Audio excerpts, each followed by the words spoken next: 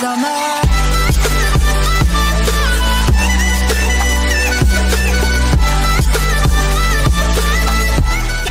তার অভিনয় দক্ষতা, ভরাট একই সাথে ঝাঁঝালো কণ্ঠস্বর ছিল অনন্য বৈশিষ্ট্য।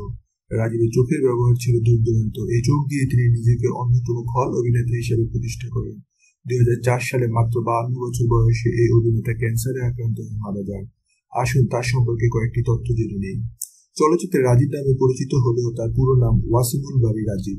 1952 সালের 1 জানুয়ারি দক্ষিণের জেলা পটুয়াখালীর দুমকিতে জন্মগ্রহণ করেন। কাজী হায়াতের খোকন সোনা নামের একটি চলচ্চিত্র অভিনয়ের মাধ্যমে রূপালী পর্দায় পা রাখেন। রাজীবের গুরু বলা হয় কাজী হায়াতকে। রাজীব শ্রেষ্ঠ পার্শ্ব অভিনেতা বিভাগে জাতীয় চলচ্চিত্র পুরস্কার পেয়েছেন 4 বার। সেগুলো হলো হীরামতি 1988 সালে মুক্তি পেয়েছে, দাঙ্গা 1991 সালে, বিদ্রোহ চারদিকে 2000 সালে ও সাহসী মানব চাই 2003 সালে।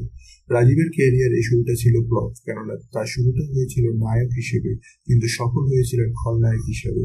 উল্লেখযোগ্য চলচ্চিত্রের মধ্যে অন্যতম হলো বন্দর, দাঙ্গা, বিক্ষোভ, মির্জাপুর, দেশদ্রোহী, ক্ষমা, জবরদখল, লুটতরাজ, মৃত্যুদণ্ড, মগের মূল্য, স্বপ্নের পৃথিবী, সত্যের মিথ্যে, ত্রাস, উচিলা, মিয়া ভাই, হাঙ্গর নদী, গ্রেনেড, বাগদে।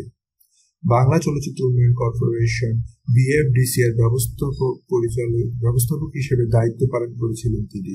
যেখানেই থাকুন, ভালো থাকুন তিনি।